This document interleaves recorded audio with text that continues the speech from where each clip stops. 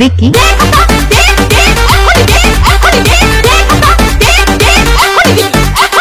সাড়ে 10টার সময় পরীক্ষা শুরু, তা না কইরা 11টার সময় দিলাম। দেওয়ার তারা বলতেছে বারবার, বলতেছে হ্যাঁ সময় দেওয়া হবে, তোমাদের সময় দেওয়া হবে। এমসিকিউ হচ্ছে 30 মিনিট। হ্যাঁ, তো আমাদের 30 মিনিটের আগেই এমসিকিউটা নিয়ে নেওয়া হয়েছে। স্যার যখন খাতাটা টানবে নিতেছে, স্যার বলছে স্যার আপনি কিন্তু 30 মিনিট সময় দেন নাই, আমরা কিন্তু পাইলাম না তাহলে ফুল সময়।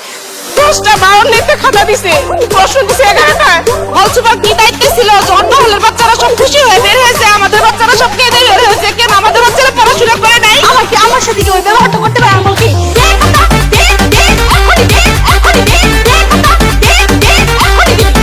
ভিকি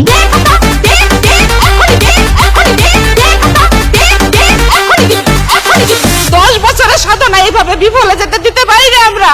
আমাদের বুক ফেটে যাচ্ছে কান্নায়। কেন স্যারেরা এইভাবে আধা ঘন্টা